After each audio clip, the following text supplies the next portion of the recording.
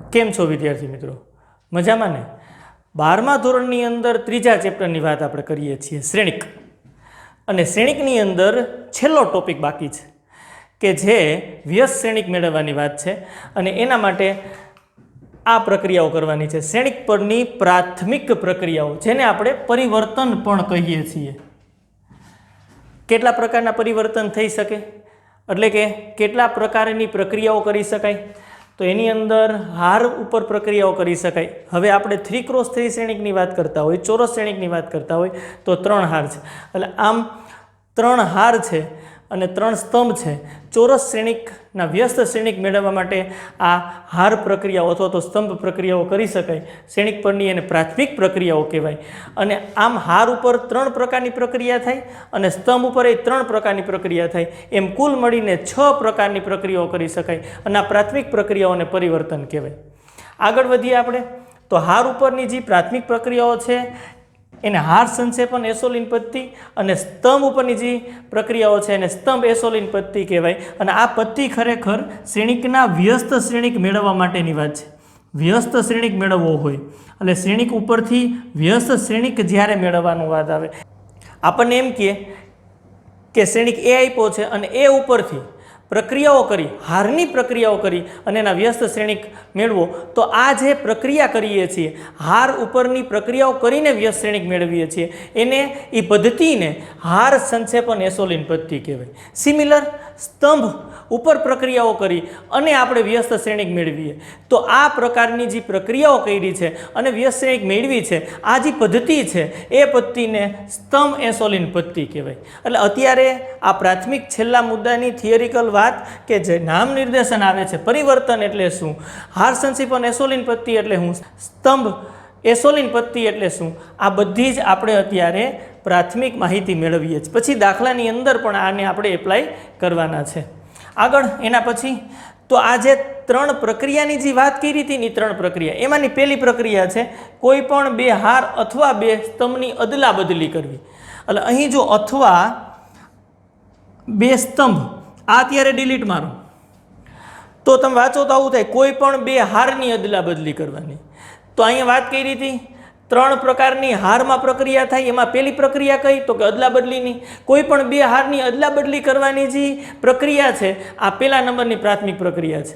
હવે સિમિલર સ્તંભ માટે પણ લાગુ પડે, કોઈ પણ 2 સ્તંભની અદલા બદલી કરો, કોઈ પણ 2 સ્તંભને બદલાવો, સ્તંભ આખે આખા તમારે બદલાવાના છે, આ પ્રકારની પ્રક્રિયા કરો તો સ્તંભની પ્રક્રિયા થઈ। એટલે કુલ હાર માટે જે 3 મળે છે સિમિલર એ જ 3 સ્તંભ માટે પણ તમને મળશે। એટલે પહેલી કઈ પ્રક્રિયા થઈ તો કે હારની અદલા બદલી કરવી। હવે જો આપણે શબ્દ કાઢી નાખી તો સમજી શકાય કે સ્તંભની પણ અદલા બદલી કરી શકાય। અને નેક્સ્ટ એના પછી કોઈ પણ હાર અથવા સ્તંભના તમામ ઘટકોને શૂન્યેતર સંખ્યા વડે ગુણવાની વાત છે। હવે પાછું આની અંદર ખાલી હાર માટે જોવું હોય તો અથવા સ્તંભ આ શબ્દ કાઢી નાખીએ તો કોઈ પણ હારના તમામ ઘટકોને શૂન્યેતર સંખ્યા કે વડે ગુણવાની વાત છે। એટલે હારના જે ઘટકો છે એને કોઈ પણ એક સંખ્યા વડે શૂન્યેતર લખ્યું છે એટલે શૂન્ય સિવાયની કોઈ પણ વાસ્તવિક સંખ્યા વડે ગુણવાની જે વાત આવશે આ પ્રક્રિયા નંબર 2 થઈ હાર માટે। સિમિલર સ્તંભ માટે કે કોઈ પણ સ્તંભના પ્રત્યેક ઘટકોને દરેક ઘટકોને શૂન્યેતર કે વડે ગુણી શકાય। ત્રીજી જે પ્રક્રિયા છે એની આપણે વાત કરીએ। ત્રીજી જે પ્રક્રિયા છે એની અંદર છે કોઈ પણ હાર અથવા તો સ્તંભના ઘટકોમાં બીજી હાર અથવા તો સ્તંભના અનુરૂપ ઘટકોને કોઈ પણ શૂન્યેતર સંખ્યા વડે ગુણીને ઉમેરવાની વાત છે। જો અહીં તમે હાર માટે જ ફક્ત વિચારો તો અથવા સ્તંભ આ શબ્દ અહીં કાઢી નાખીએ છીએ। જો અથવા સ્તંભ આ શબ્દ કાઢી નાખીએ છીએ। હવે તમે વાક્ય રચના વાંચો કોઈ પણ હારના ઘટકોમાં બીજી હારના અનુરૂપ ઘટકોને કોઈ પણ શૂન્યેતર સંખ્યા વડે ગુણીને ઉમેરવાની વાત છે। એટલે કોઈ પણ એક હાર છે ને એના ઘટકોને શૂન્યેતર સંખ્યા વડે ગુણી નાખો। ધારો કે મેં 5 વડે ગુણી નાખ્યા પ્રત્યેક ઘટકને, હવે એ ગુણાઈ ગયા પછી એને બીજી હારમાં ઉમેરવાની વાત છે। આ પ્રક્રિયા નંબર 3। આવી 3 પ્રકારની પ્રક્રિયા હારમાં થાય અને 3 પ્રકારની પ્રક્રિયા સિમિલર સ્તંભમાં થાય એમ કુલ 6 પ્રકારની પ્રાથમિક પ્રક્રિયાઓ છે। આટલી બધી વાત કર્યા પછી આપણને ક્વેશ્ચન થાય ખરેખર આ પ્રક્રિયાઓ થતી કેમ હશે। આપણે 1 બાય 1 એક પછી એક આપણે જોઈએ। ચાલો પહેલેથી આપણે સ્ટાર્ટ કરીએ। પહેલી પ્રક્રિયા કોઈ પણ 2 હાર અથવા તો સ્તંભ ની અદલ બદલ કરવાની વાત છે. તો અહીં લખ્યું છે આઈમી હાર અને જેમી હારની અદલ બદલને સંકેતમાં આવી રીતના આર આઈ પછી બંને બાજુ તીરની નિશાની છે અને આર જે વડે દર્શાવાય. સિમિલર સ્તંભ માટે આઈ અને જેની વાત છે તો સી આઈ અને સી જે વડે દર્શાવાય. ઉદાહરણ દ્વારા સમજીએ અદલા બદલી કેવી રીતના કરવાની વાત છે. તો ચાલો એક ઉદાહરણ લખીએ. તો ઉદાહરણ માટે મારે શું જોશે? એક શ્રેણિક જોશે. શ્રેણિક એ લખું છું, 3x3 શ્રેણિક લખું. ચાલો એક 3x3 શ્રેણિક આપણે આવો લખીએ છીએ. 1 2 3 4 5 6 7 8 અને 9. બહુ સિમ્પલ આપણે એક શ્રેણિક લખ્યો છે. હવે આ શ્રેણિકમાં આપણે શું કરવું છે?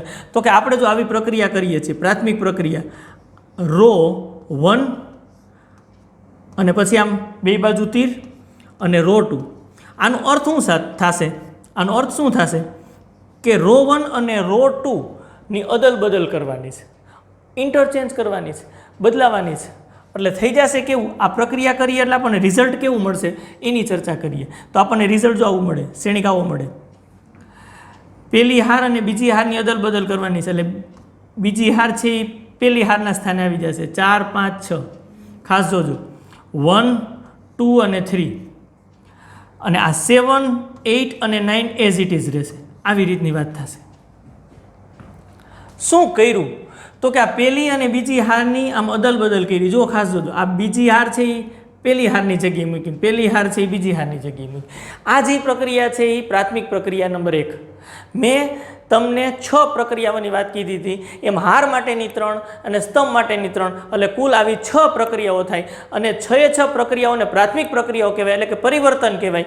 અને હારની 3 પ્રક્રિયા દ્વારા એ શ્રેણિક ઉપરથી વ્યસ્ત મેળવો એને હાર સંક્ષેપન એસોલિન પદ્ધતિ કહેવાય. એમ સ્તંભની 3 પ્રક્રિયા ઉપરથી શ્રેણિક એની મદદથી એ ઇન્વર્સ મેળવો તો એને સ્તંભ સંક્ષેપન એસોલિન પદ્ધતિ કહેવાય. શ્રેણિક મેળવવા માટેની સ્તંભ એસોલિન પદ્ધતિ. હવે આખા જે મુદ્દા પહેલાં વાત કરી હતી ક્લિયર થાય છે. હજી તો આપણે એક પ્રક્રિયા શીખી, એના પછી બીજી, એના પછી ત્રીજી, 3 આપણે શીખવી છે. પહેલી પ્રક્રિયા બધાને ક્લિયર થાય છે કે જો આવી પ્રક્રિયા કરી તો આપણને આ પ્રકારનો શ્રેણિક મળે. હવે કોઈ અહીંયા ધારો કે R2 અને R3 અદલ બદલ કરવા માંગે તો બદલશે, R1 અને R3 અદલ બદલ કરવા માંગશે તો બદલી શકાશે. સ્પષ્ટ લખ્યું છે કોઈ પણ બે હારની અદલ બદલ કરવાની.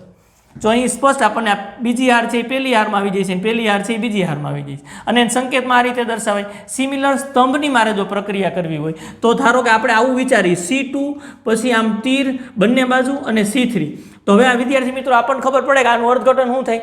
કોલમ બીજી અને ત્રીજી એની અદલા બદલી કરવાની છે. એટલે હવે આપણને આ શ્રેણિક ઉપરથી શ્રેણિક આવો મળે. જો સ્પષ્ટ આ શ્રેણિક જે આપણે અત્યારે લખ્યો છે 1 2 3 4 5 6 7 8 9, એ આવી પ્રક્રિયા કરો ને તો આપણને આ પ્રકારનો શ્રેણિક મળે. કોલમ 1માં કાંઈ ફેરફાર નથી કરવાનું. આ પહેલી કોલમ છે એઝ ઇટ ઇઝ લખી નાખી. 1 4 અને 7 લખી નાખી. હવે આ બેની અદલ બદલ કરવાની છે, ફેરફાર કરવાનો. કોલમ 3ના સ્થાને કોલમ 2 લખવાની છે, કોલમ 2ના સ્થાને કોલમ 3 લખવાની. બહુ સિમ્પલ છે. એટલે અહીંયા હું લખીશ 3 6 અને 9. આ જે કોલમ છે ત્રીજી એ બીજાના સ્થાને લખી, બીજાની જે કોલમ છે બીજી કોલમ છે એને ત્રીજા સ્થાને લખીએ, એટલે કે 2 5 અને 8. તો આપણે જો આ પ્રક્રિયા કરી તો આપણને આ પ્રકારનો શ્રેણિક મળ્યો છે ને. સિમ્પલ. પહેલી પ્રાથમિક પ્રક્રિયા એટલે કે કોઈ પણ બે હારની અદલ બદલ કરવી અથવા તો કોઈ પણ બે સ્તંભની અદલ બદલ કરવી. સિમ્પલ વાત છે. નેક્સ્ટ એના પછી બીજી વાત વિચારીએ, બીજા તબક્કા ઉપર આવીએ. ચાલો નેક્સ્ટ એના પછી એવી વાત છે કોઈ પણ હારના દરેક ઘટક, તમામ ઘટકને શૂન્યતર સંખ્યા વડે ગુણવાની વાત છે. અને આવું જ સ્તંભ માટે થશે. તો આની અંદર એ ઉદાહરણ લઈએ ચાલો અને સમજવાનો પ્રયત્ન કરીએ ખરેખર થાય છે કેવી રીતના. ઉદાહરણ લઈએ તો એની અંદર એ શ્રેણિક લઈએ. આપણે હમણાં શ્રેણિક લીધો તો એ જ મારે શ્રેણિક લેવો હોય તો પાછો લઈ શકું. 1 2 3 4 5 6 7 8 અને 9. આ પ્રકારનો એક સરસ મજાનો શ્રેણિક આપણે લીધો છે. હવે સંકેતમાં એને આ રીતે દર્શાવાય છે. પહેલાં લખી નાખીએ RI, પછી ડબલ તીર, બે બાજુ તીર છે K અને RI. આવું લખ્યું છે. K શૂન્યતર. હવે K બરાબર આપણે કંઈક સંખ્યા ફાઇનલ કરી. ધારો કે K બરાબર હું સંખ્યા ફાઇનલ કરું 3. કોઈ પણ એક સંખ્યા શૂન્યતર સંખ્યા શૂન્ય સિવાયની લઈ શકાશે. અને હવે મારે આવી રીતની વાત કરવાની છે. રો 1 પછી બે બાજુ તીર સિમ્પલ છે સંકેત. એક વખત આપણે જોઈ લઈએ એટલે આપણને ખબર પડી જાય 3 અને R1. તો કે પેલી હારના પ્રત્યેક સભ્યને 3 વડે ગુણવાના છે અને પાછું પેલી હારમાં જ લખવાના છે. સિમ્પલ. હારના પ્રત્યેક સભ્યને કે વડે ગુણવાની વાત છે ભાઈ. તો આ રો 1 એટલે પેલી હાર 3 વડે ગુણો અને રો 1 માં લખો તો સ્થિતિ કેવી થશે? જો આ જે પેલી હાર છે ને, પેલી હાર એના ઘટક ક્યાં છે? તો કે 1 છે, 2 છે અને 3 છે. એને 3 વડે ગુણવાના છે એટલે આને 3 વડે ગુણવાની વાત છે, આ 1 ને 3 વડે ગુણવાની વાત છે, આ 2 ને 3 વડે ગુણવાની વાત છે, 3 ને 3 વડે ગુણવાની વાત છે. આનું તમે રિઝલ્ટ મેળવો, આનું તમે રિઝલ્ટ મેળવો તો એ તમને મળશે 3, આનું રિઝલ્ટ તમે મેળવો તો 6 અને આનું રિઝલ્ટ મેળવો તો 9. તો આ પ્રક્રિયા કર્યા પછી શ્રેણિક આપણને કેવો મળે? તો કે શ્રેણિક આવો મળે 3, 6, 9 અને બાકીનું બધું એઝ ઇટ ઇઝ રહેશે 4, 5, 6, 7, 8 અને 9. આ શ્રેણિક જો સમજાય એટલે બહુ આપણે ધીમે ધીમે સ્પષ્ટ બાબત આની અંદર લખીએ છીએ. પ્રક્રિયા બીજા નંબરની કઈ રીતે કરી છે? તો કે આની અંદર આપણે લખ્યું R1 પછી બંને બાજુ તીર અને 3R1. આનું અર્થઘટન શું થાય કે R1 એટલે કે રો 1 એટલે કે હાર પેલી, એના દરેક ઘટકને 3 વડે ગુણી નાખો. આ પેલી હારના દરેક ઘટકને 3 વડે ગુણી નાખ્યા, 3, 6 અને 9. બાકીના બધા એઝ ઇટ ઇઝ. ખૂબ સહેલી વાત છે. હવે આવું તમે સ્તંભમાં કરી શકો. ધારો કે કોઈ વિદ્યાર્થી આવી રીતના લખે છે કોલમ 2, તો આની અંદર આમ લખે છે અને 5C2. તો આનું અર્થઘટન શું થશે? હવે સ્પષ્ટ સમજી શકાય. હા, બીજી કોલમને, બીજા સ્તંભને એટલે કે એના દરેક ઘટકને 5 વડે ગુણવાના છે. બહુ સિમ્પલ વાત છે. શૂન્યતર સંખ્યા વડે ગુણવાની વાત છે. તો આવી પ્રક્રિયા કરો તો રિઝલ્ટ આપણને ફાઇનલી આવું મળે. કોલમ 1માં તો કોઈ ચેન્જ નથી એટલે 1, 4 અને 7 એમને લખી નાખીએ. કોલમ 3 ની અંદર આ કોલમ 1, કોલમ 2, કોલમ 3, 3 કોલમ, ત્રીજી કોલમ, ત્રીજા સ્તંભની અંદર કોઈ બદલાવ નથી. 3, 6 અને 9 આપણે લખી નાખીએ છીએ. બીજી કોલમની અંદર આપણે ફેરફાર કરવાનો છે. બીજી કોલમના ઘટકો જો આ રીતના છે 2, 5 અને 8. શું કરવાનું છે? કોલમ 2 ને 5 વડે ગુણવાના છે. તો 5 વડે ગુણી નાખીએ. બધા જ ઘટકને ગુણવાના. જો એટલે બાજુમાં આપણે ગણતરી લખીએ છીએ. આને 5 વડે, આને 5 વડે, આને 5 વડે. આને 5 વડે ગુણો તો 10, આને 5 વડે ગુણો તો 25, આને 5 વડે ગુણો તો 40. તો આપણને અહીંયા રિઝલ્ટ મળશે 10, 25 અને 40. છે ને સિમ્પલ. આ બીજી હાર પ્રક્રિયા. હવે ત્રીજા તરફ આગળ વધીએ. ચાલો.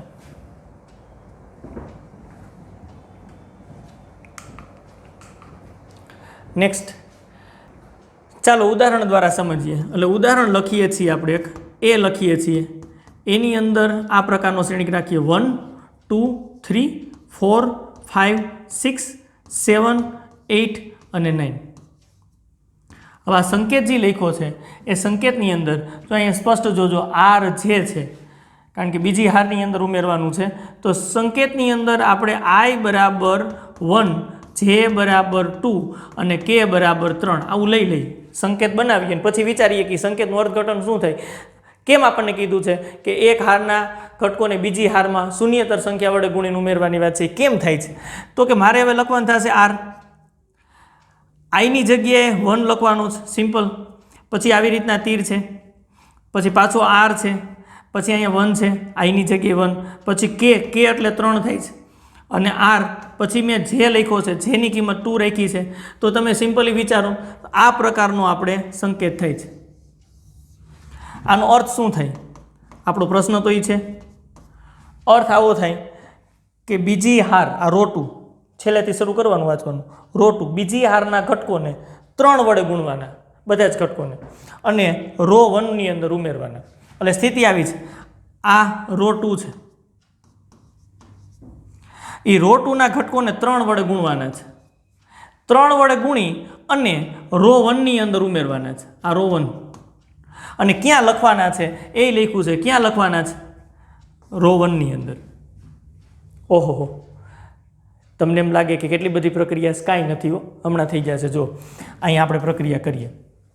રો 2 લખું છું પહેલાં, 4, 5 અને 6 એને 3 વડે ગુણવાના છે. અહીં લખ્યું છે સ્પષ્ટ, રો 2 ને 3 વડે ગુણો.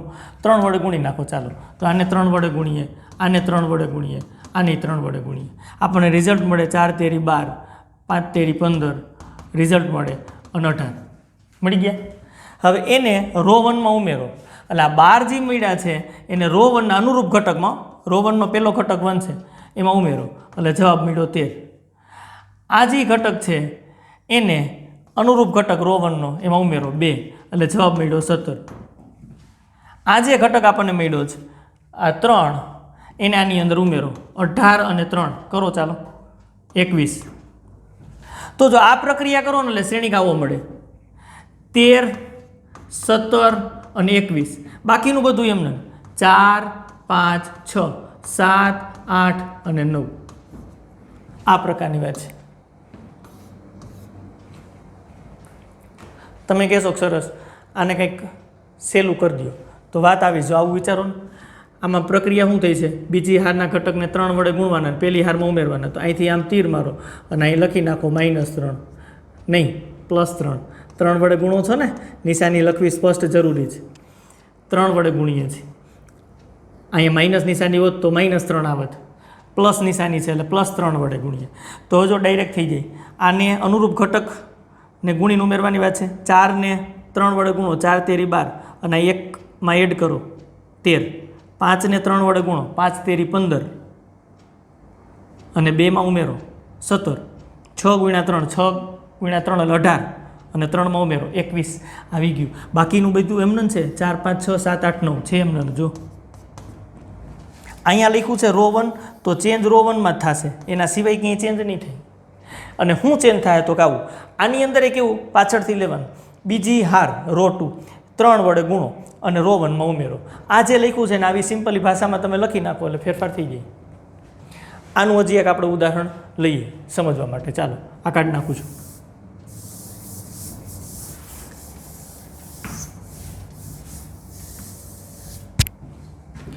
શ્રેણિક એ, આ વખતે આપણે સ્તંભ પ્રક્રિયાની વાત કરીએ એટલે પ્રેક્ટિસ થઈ ગઈ 1, 2, 3, 4, 5, 6, 7, 8 અને 9 સંકેત લખી નાખીએ।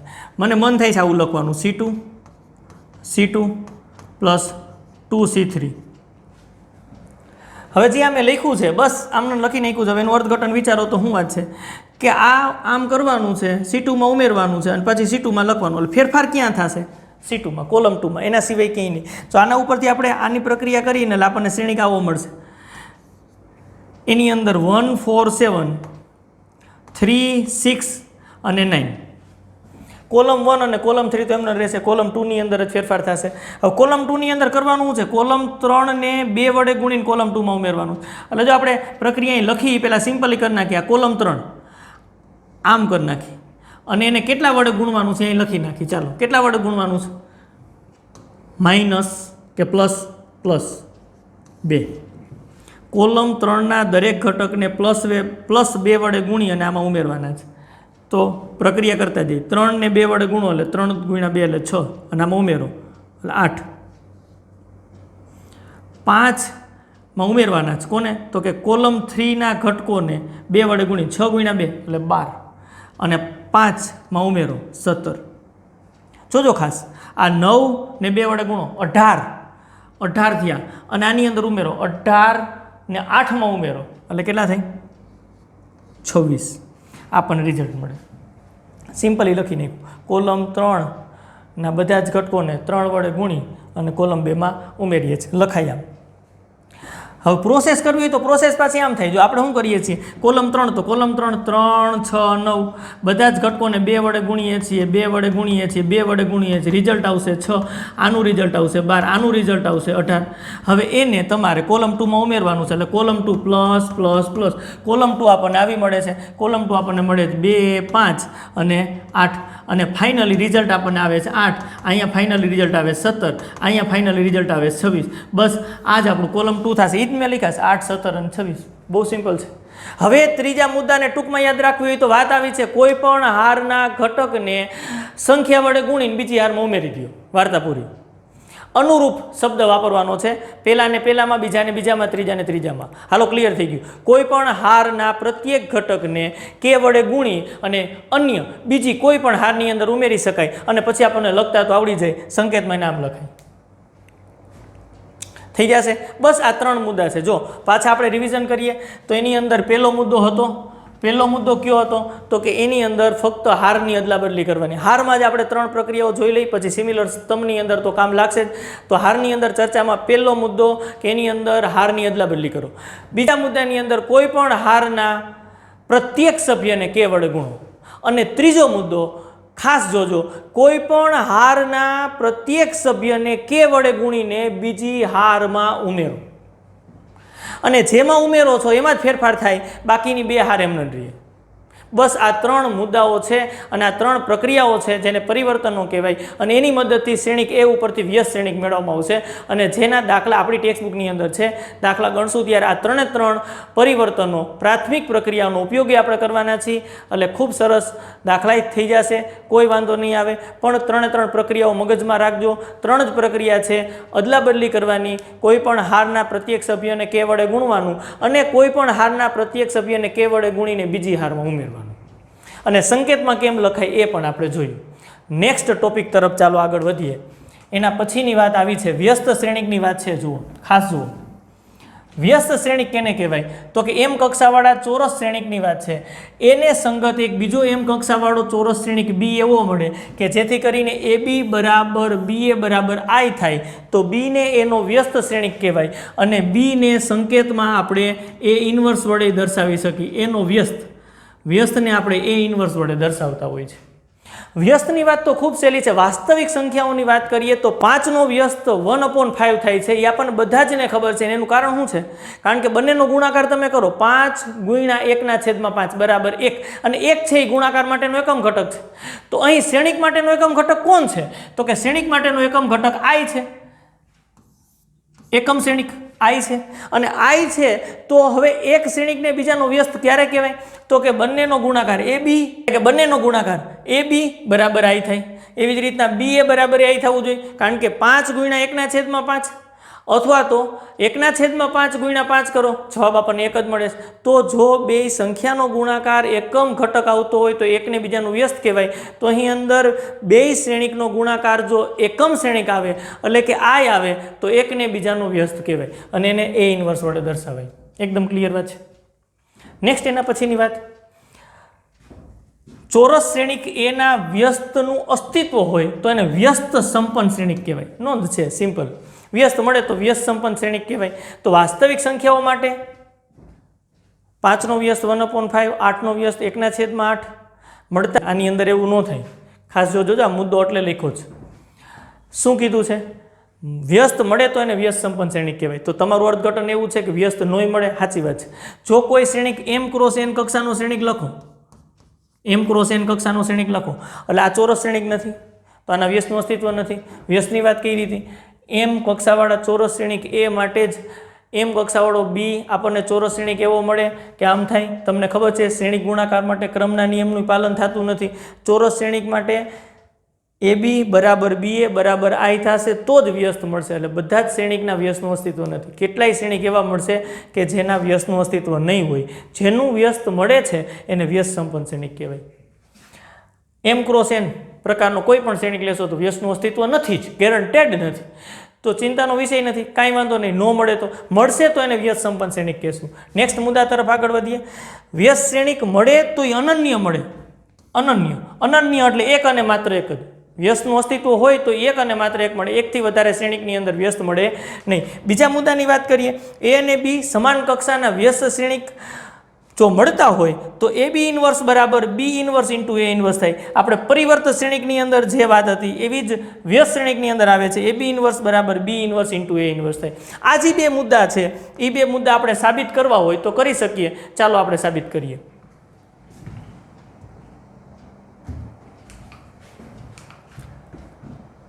વ્યસ્ત શ્રેણિકની અનન્યતાની વાત છે।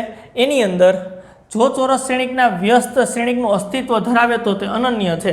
આપણે સાબિત કરવું હોય તો કેવી રીતના સાબિત કરાય? અનિષ્ટાપતિની રીતે સાબિત કરાય। એટલે પહેલાં ખોટું ધાર લેવાય, પછી ગાણિતીય હકીકત અને પ્રમેયનો ઉપયોગ કરીને છેલ્લા પણ ખબર પડે કે આપણી ધારણા તો ખોટી છે અને આપણે ઓટોમેટિકલી સાચા થઈ જઈએ। બસ, તો આની અંદર એમ કીધું છે કે અનન્ય મળે છે, એક અને માત્ર એક મળે છે, તો આપણે પહેલાં ઉલટું ધારી લેવાય। ધારો કે ચોરસ શ્રેણિક એ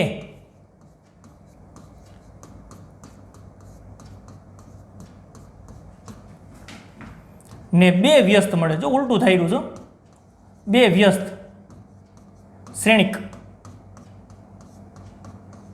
નામકરણ કરી નાખી, બી તથા સી મળે છે, આવા 2 મળે છે શ્રેણિક સી. તો હમણાં વ્યસ્ત શ્રેણિકની વાત કરી. વ્યસ્ત શ્રેણિક હશે તો હું તમે કહી શકો એ બી બરાબર બી એ બરાબર આઈ થાય, તો જ બી ને એનો વ્યસ્ત શ્રેણિક કહેવાય. આ પહેલો મુદ્દો. સી છે એ શ્રેણિક એનો વ્યસ્ત છે, તો એના ઉપરથી આવું આપણને ખબર પડે એસી બરાબર સી એ બરાબર આઈ. આ બીજો મુદ્દો થયો, સિમ્પલી છે, આપણને ખબર પડે સી એ શ્રેણિક એનો વ્યસ્ત શ્રેણિક છે. એટલે 2 મુદ્દા. હવે બી થી શરૂઆત કરીએ. જો હું બી બરાબર સી બતાવી દઉં તો ક્લિયર થઈ જાય કે આ બી અને સી એકના એક જ છે. આપણી ધારણા અલગ અલગ 2 વ્યસ્ત મળે છે એ વાત ખોટી છે, 2 એકના એક જ છે. ક્લિયર થઈ જાય. તો બી બરાબર આવું લખી શકાય, બી આઈ. જો નોટ કરવા જેવી બાબત છે, અહીંયા આપણે કરી દઈએ નોટ. એમાં પહેલો મુદ્દો મને સ્પષ્ટ ધ્યાને ચડે છે એ વાત એવી છે, કોઈ પણ શ્રેણિક એક્સ, નવું નામ રાખીએ, એક્સ શ્રેણિક છે, એને એકમ શ્રેણિક સાથે ગુણો તો એક્સ જ આવે, મગજમાં રાખજો. હા, આમ કોઈ કરે આઈને એક્સ વડે ગુણે ને તોય એક્સ આવે. એકમ શ્રેણિક સાથે કોઈ પણ શ્રેણિકનો ગુણાકાર આપણે આગળ વ્યાખ્યાની અંદર સમજી ગયા, છતાં તમારે પ્રયત્ન કરવો હોય તો કરી જવાનો. 2નો ગુણાકાર કરો તો તમને શ્રેણિક પોતે જ મળશે, એટલે જ એને એકમ શ્રેણિક કીધું જ ભાઈ. અને બીજો વ્યસ્ત માટેની વાત છે, એક્સનો વ્યસ્ત એક્સ ઇન્વર્સ આપણે લખીએ તો આવી સ્થિતિ થાય અને બરાબર શું રિઝલ્ટ મળે? ચાલો ખાલી જગ્યા પૂછે તો એક્સ અને એક્સ ઇન્વર્સ અસ્તિત્વ ધરાવે તો 2નો ગુણાકાર આઈ જ થાય, અથવા તો આમ લખી શકાય x inverse into x. Simple છે. આ 2 મુદ્દા ધ્યાનમાં લીધા જેવા છે. આપણે પાછા સાબિતી તરફ આવીએ. તો બી બરાબર આઈ બી લખી શકાય છે, બી. ચાલો આગળ. આઈની કિંમત મૂકી શકાય. આઈની કિંમત હું આ મૂકું છું, એસી મૂકું છું, ચાલે.